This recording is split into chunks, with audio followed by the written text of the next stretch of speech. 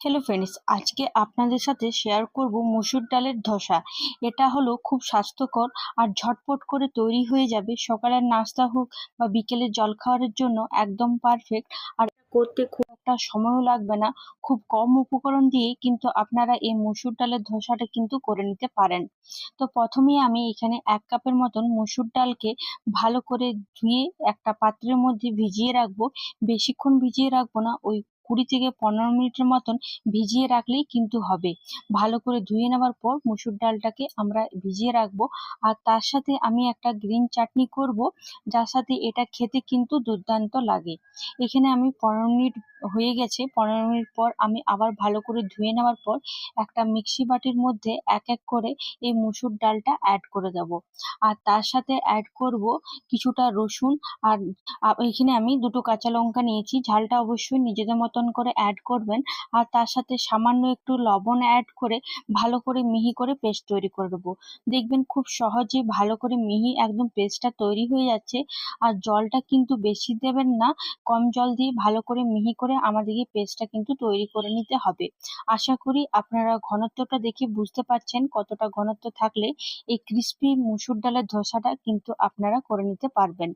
এরপর সামান্য আবার ওপর থেকে একটু লবণ অ্যাড করলাম। প্রথমে মিক্সি বাটির সঙ্গে আমরা লবণ দিয়েছিলাম, কিন্তু লবণটা কম ইউজ হয়েছিল, তাই আবার সামান্য আর একটু লবণ অ্যাড করে আবার খুব ভালো করে মিশিয়ে নেব। আর এই মিশিয়ে নেওয়ার পর এখানে 20 থেকে 15 মিনিটের মতন আমরা রেখে নেব ঢাকা দিয়ে, যাতে মসুর ডালটা আরো খুব ভালোভাবে ফুলে যায়। আর এরপর চাটনিটা তৈরি করব, তার জন্য একটা মিক্সি বাটির মধ্যে কিছুটা ধনেপাতা নিয়েছি। আপনারা চাইলে পুদিনা পাতাও এটার সাথে অ্যাড করতে পারেন। আর তার সাথে কাঁচা লঙ্কা, রসুন আর একটু সামান্য লবণ অ্যাড করে দিলাম, আর একটু লেবুর রস। আর এখানে আমি কিছুটা সেও ভাজা অ্যাড করেছি। তাতে দেখবেন যদি অ্যাড করেন তো তাহলে দেখবেন ঘনত্বটা খুব ভালো হয় আর খেতে কিন্তু দুর্দান্ত লাগে। সামান্য একটু জল দিয়ে ভালো করে মিহি করে পেস্টটা তৈরি করে নেব। আর লেবুটা কিন্তু অবশ্যই দেওয়ার চেষ্টা করবেন। আর এরপর সামান্য উপর থেকে একটু লবণ অ্যাড করে আবার সবকিছু ভালো করে আমরা এখানে এই চাটনিটা মিশিয়ে নেব। এই চাটনিটা আপনারা এই ধোসা ছাড়াও অন্য কিছুর সঙ্গেও কিন্তু খেতে পারেন। আমার এখানে চাটনি আর ধোসার ব্যাটার পুরোপুরি কমপ্লিট হয়ে গেছে। এরপর একটা গ্যাসে আমি ফ্রাই প্যান চাপিয়ে নিলাম, আর তার মধ্যে তেলটাকে ভালো করে গুলিয়ে নিলাম, যাতে এই ফ্রাই প্যানের মধ্যে একটু যাতে তেল না থাকে সেই জন্য একটা টিস্যু পেপারের সাহায্যে তেলটাকে ভালো করে মুছে নেওয়ার পর একটা হাতার সাহায্যে এভাবে ধোসাটাকে চারিপাশে ফেলে নেব। যতটা বড় দরকার ঠিক ততটা সেভাবে আমরা ধোসাটিকে রেখে নেব।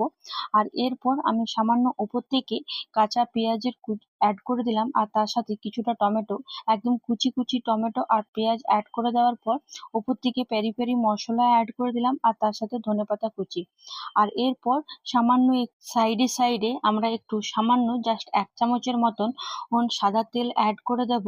আর তারপর এক পাশটা ভালো করে ভাজা হয়ে গেলে ঠিক আমরা আরেক পাশটাকে উল্টে নেব। আপনারা চাইলে দুপাশটাকে কিন্তু ভালো করে ভাজতে পারেন, কিন্তু যেহেতু এখানে আমি এক পাশটাই ভাজবো, আর দেখে আপনারা হয়তো বুঝতে পারছেন কতটা ক্রিস্পি হয়েছে। আশা করি আপনাদের এই ভিডিওটা ভালো লেগেছে। যদি ভালো লেগে থাকে তাহলে অবশ্যই বাড়িতে ট্রাই করে আমাকে কমেন্টে জানাবেন। এভাবে পাশে থাকুন। অসংখ্য ধন্যবাদ।